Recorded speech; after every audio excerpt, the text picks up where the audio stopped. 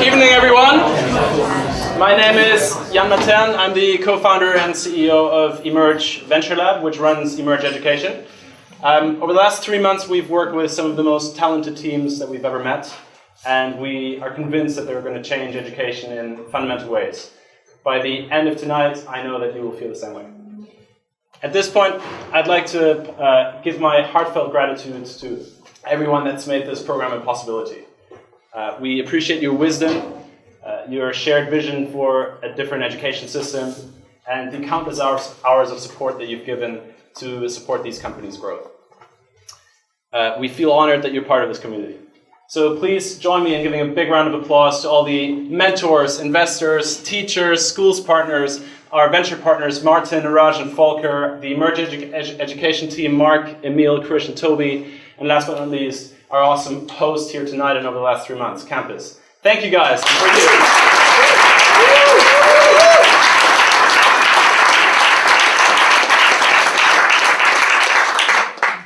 Tonight, Emerge Education is presenting its first ever cohort of education technology startups to the world. So you're going to hear from 6 exciting companies innovating in language learning, educational data management, and content delivery. But to properly kick us off, I want to invite a very special man on stage. Robert Tercek has been a senior executive in several large media companies, most recently as the vice president of digital media at OWN, the Oprah Winfrey Network, and previously as the senior vice president of digital media at Sony and the creative director at MTV. And he's also started 5 companies, as you do, and 7th level went public in 1993. So needless to say, we're super excited to have him join us here today, and please join me in welcoming Robert.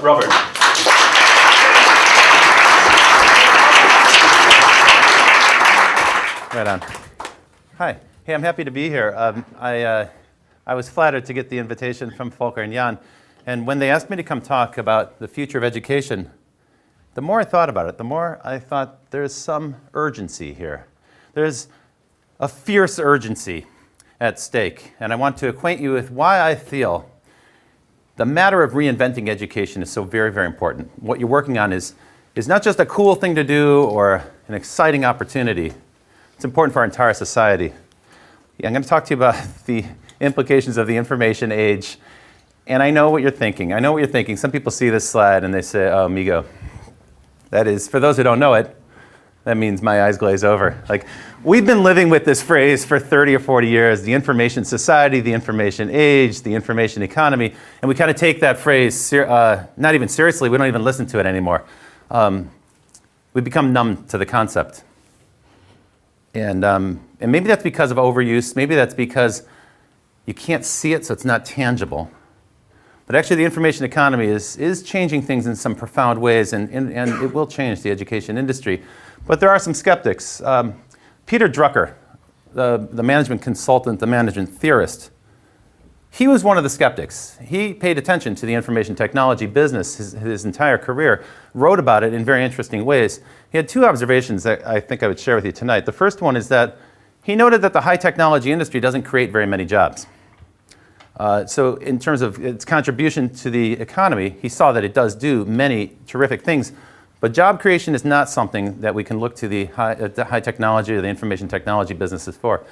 I think I would agree with that, but the second point that he made quite often is that there's been a massive investment in technology and that hasn't yet shown up in productivity gains or profits for the businesses. In fact, he said it works the opposite way.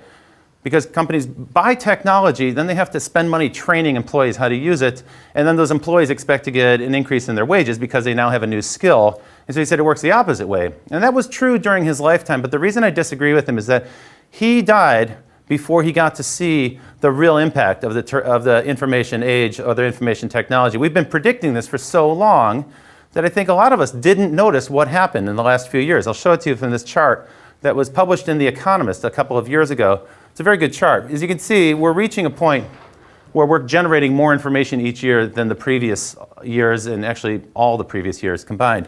In 2009, between 2009 and 2010, we crossed a very important threshold.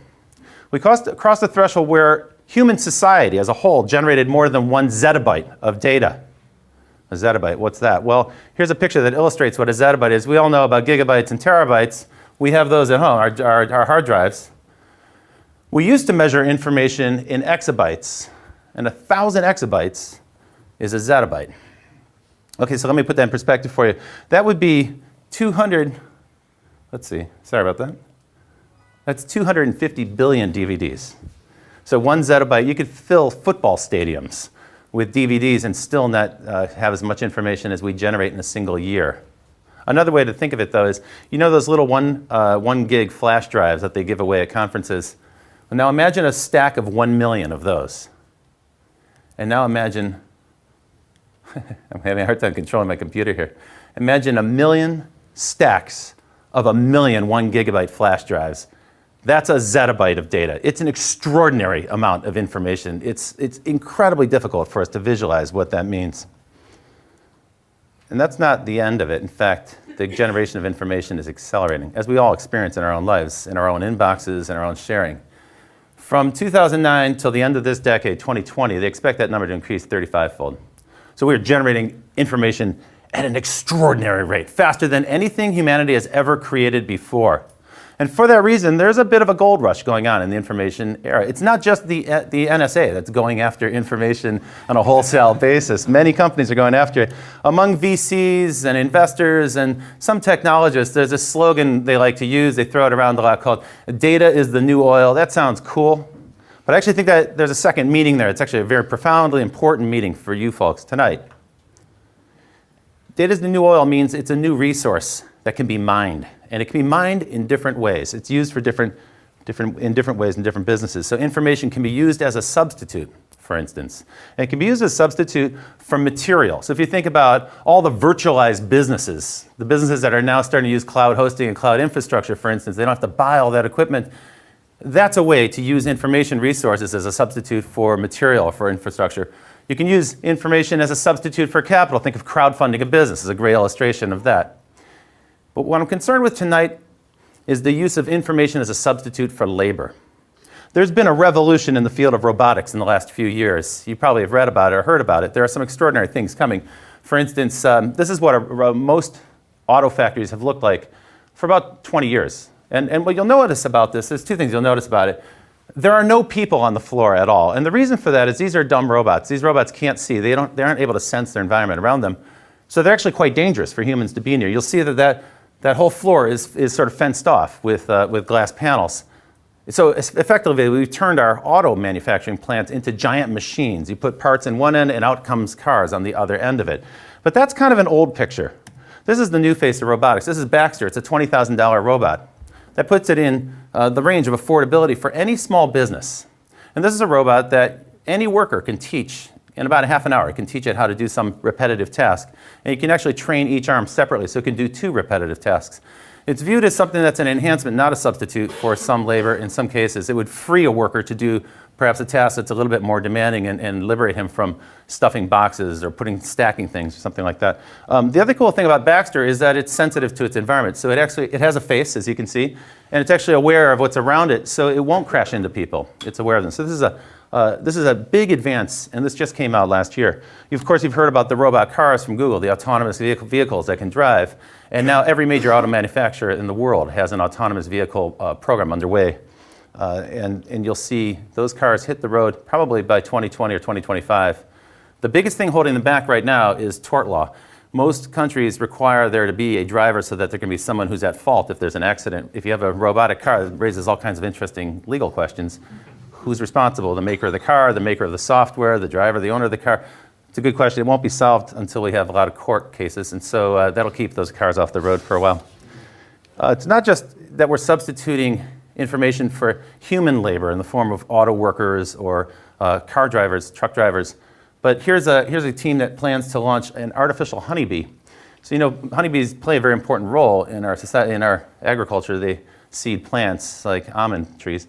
Without them, you couldn't have a lot of agriculture. About a third of the agriculture we depend on would go away. So they're trying to develop a robotic honeybee using information to substitute for the labor of the bee. In Germany, there's already an electronic bartender who can serve you a drink. And in the US, there's now a robotic restaurant that can grill a burger just to your satisfaction, made fresh for you. And of course, if you introduce robots into trade shows, the next thing you're going to do is teach them how to pole dance. And so we have pole dancing robots as well. Robots aren't confined to this space. Robots are great at working in places where humans can't, such as outer space. This is a photo of the SpaceX spaceship that is refueling the space station. That is an entirely robotic mission from start to finish.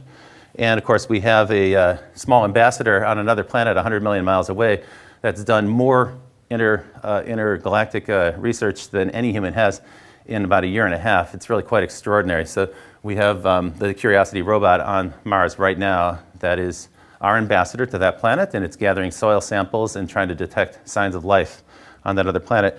There are some darker implications here. The US Army is quite supportive of the concept of robots. They've been enthusiastic. They've embraced them enthusiastically. They were the initial impetus behind the DARPA challenge that launched the robotic cars and so forth. So they expect that a huge percentage of the armed forces will be replaced by robots. Of course, that's already happening, so that's not news. We have these flying killer robots called predator drones, which is kind of a chilling concept. I think 10 years ago, if someone told you that there would be flying killer robots, you'd say, come on, that sounds like science fiction. Today, it's an all too grim reality. But the robots aren't just in the field and in the factory. Automation is actually starting to affect the workforce right where we live, white-collar workers. And this has become quite a big story. You've seen it in every newspaper. Here's the FT, the rise of replicants. Rapid advances in artificial intelligence now threaten the jobs of educated white-collar workers. See, we always thought, well, okay, repetitive tasks on a factory floor or dangerous tasks, those are good things for robots to do, but they'll never come into our domain. We can retreat into the knowledge arena. But as robots and artificial intelligence systems like Watson have demonstrated, actually, robots can now beat us at some of our own games. And there are some extraordinary stories coming out on a weekly basis. I live in Los Angeles. Just 2 weeks ago, we had an earthquake. It wasn't a big earthquake. The first story that hit the newswire was this one from the Los Angeles Times. It was written by a robot. The article was written and published by a robot. Robots are now being used for data analysis, and robots are finding patterns that humans can't find. So automated processes are starting to replace data analysts. For instance, here we have robots searching for life on other planets. If you think about it, of course, that's a kind of huge data set that humans can't really easily grind through for an automated system. That's easy. There are some implications here, some very dire ones. At risk, 47% of the jobs, by some estimates. There's a great article in The Atlantic, a US magazine recently, that detailed exactly what types of jobs were at risk, and quite a few of them are white-collar, rather high-paid jobs. So I'd say that after 4 decades of de-skilling work, we've now made it possible for humans to be substituted in half the jobs that exist. This is a real challenge.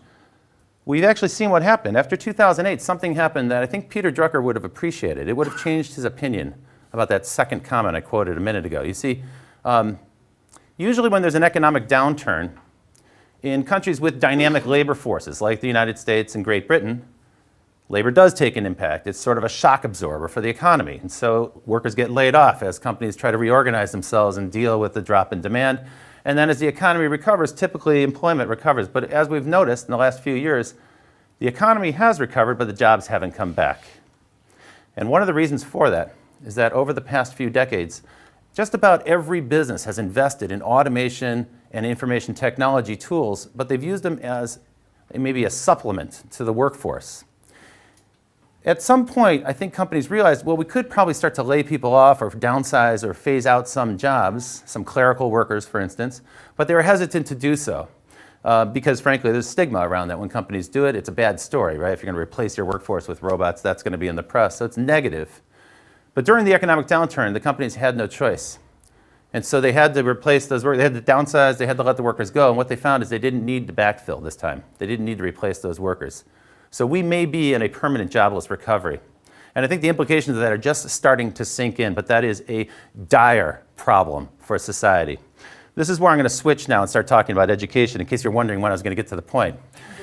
You know, for years, many critics of our industrialized education system have said, really, our schools, our public school systems are just factories that crank out workers.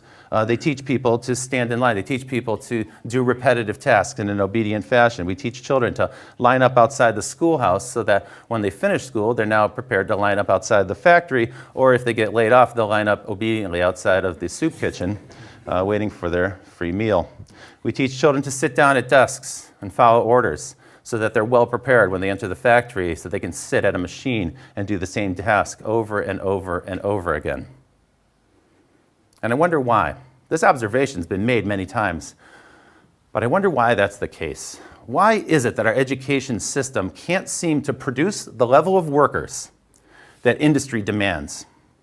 If you talk to CEOs of every company and their human resources departments, they'll tell you clearly the hardest time they're having right now is to find the right workers for their jobs. They feel that the education system that we have doesn't produce the right product.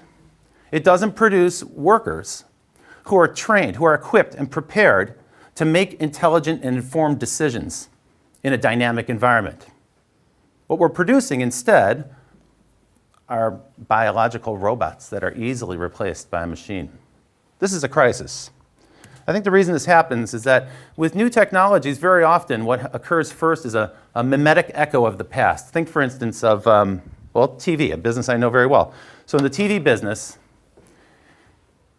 we have soap operas, right? If you think of a modern drama, even arguably something like Game of Thrones, you could argue that there is a kind of soap opera aspect to that with all the drama and the melodrama and so forth. And of course, those stories came to us, that format came to us from radio plays, which were the original soap operas. Procter & Gamble, the big soap companies, sponsored those shows, and they wanted to get a big audience when radio first debuted in the 1920s. So they sponsored dramas, which themselves were a mimetic echo of stage plays. Of course, those go back thousands of years. And so what's happened is that 3-act story structure that Greek playwrights like Sophocles pioneered and maybe perfected, that 3-act story structure exists today as a mimetic echo of the past, but of course today it's used as the perfect story structure for a commercially sponsored program because there are 3 acts with commercial breaks in between each one. So what happens is we tend to repeat or echo technology. When we launch a new technology, we tend to repeat the forms of the past and embody them in the new technology in a way that all the new technology has to kind of surround that core, that echo of the past, and it lingers. And I think that's what's happening when we think about what happens in the educational system. We still have a distant echo of the printing press, of the Gutenberg era. Because, of course, the printing press was many things. It wasn't just the first device to make a reproduced book, a mechanically reproduced book. Of course, it did that. It was also the first time you were able to productize information in a form that could be sold at mass scale. And it wasn't just that. You see, the printing press involved several sequential steps. It was the first time we actually had the division of labor. You see a person in that picture who's typesetting. You see another person who's operating the press. You see another person in the back who's melting lead. So they were able to divide up the tasks. This is before Adam Smith, but the concept existed. The printing press made it possible to divide up the labor that used to be involved in the creation of a book by a single person. And of course, they were able to produce much greater scale. So in a way, the printing press spawned mass production, the idea of taking something, breaking the job down, atomizing it into segments, and then repeating that at scale so that you can achieve something much bigger, production of much bigger scale at a much lower cost. That concept comes to us from the printing press and the mechanical reproduction of books as a product. And that's not all. You see, the printing press also enabled mass education. In the old days, the medieval era, before the printing press, the education system consisted of lectures. Literally, someone sitting in a chair reading to you. And that's because books were scarce. Information was very scarce. And so you listened. There was an audience that listened in a lecture. These are old words that talk about an auditory form of education. With the printing press, now suddenly each student in the room could have the identical text. And so you have this modern setting, but even schools 100 years ago had the exact same layout. A modern setting where every student was on the exact same page of a perfectly identical text. So the printing press made it possible for us to have mass education. Of course, that mass education system was there to prepare mass workers for a mass manufacturing society. So all those things fit together perfectly. What's strange to me is when we get into this modern era with digital technology, what do we do with it? How do we apply it in the school, in the classroom? We apply it like this, the exact same setup that we had 1,000 years ago. It's crazy. If you look at these school classrooms, no wonder they're empty. No one's using this gear. And of course, when students are using their computers, if you look over their shoulder, what you notice is they're not really paying attention to the medieval lecture in the front of the room. What they're doing is they're using YouTube, they're playing, they're chatting with friends, and so forth. I encourage everybody in this room to think beyond the book, liberate ourselves from the forms of the medieval era, and start to think about forms that are appropriate for the digital era.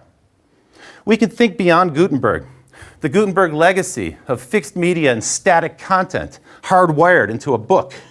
And think beyond that, today's living network with fluid data, dynamic data systems that change as they're used, as they're shared, as more data is added, more information is shared. We can think beyond one-way presentation, like this talk that I'm giving to you now, with a passive audience sitting there. And instead, we can turn it into a two-way exchange where the participants in the audience actually are active, where they have some meaningful role to play besides just sitting there looking at YouTube videos. We can also move beyond mass media or one-size-fits-all information, a sort of mass concept of education, towards multimodal dialogue that can be tailored to an individual, something that cultivates a lifelong passion for learning. This is my belief. This is what I expect will happen in the very near future because the work situation, the labor situation requires that we change the way we think about educating people, training them, and equipping them with lifelong skills. And I think this is going to be the interface. I think largely, you're going to see some examples tonight, I'm sure, of entrepreneurs who are developing mobile interfaces. And that's because we have this with us at all times. What the mobile phone on 4G has done has doubled our time that we spend on the internet.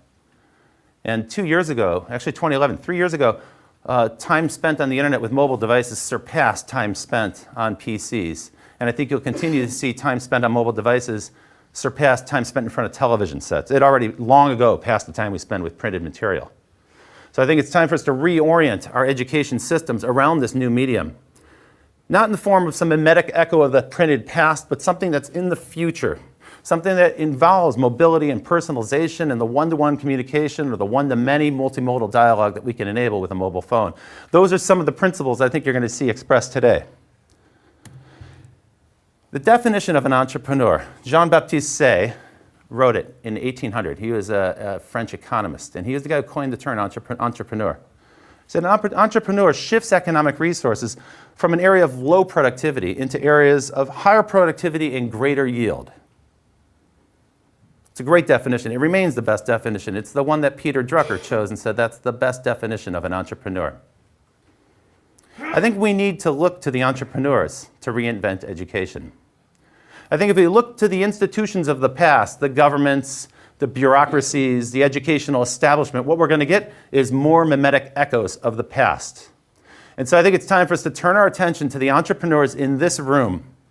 The entrepreneurs are figuring out ways to take the resources we devote to education and apply them in much more useful, much more productive ways. So join me in giving a warm welcome to the entrepreneurs who are going to present tonight. You're going to hear about some amazing ideas about the future of education. And thank you very much for listening.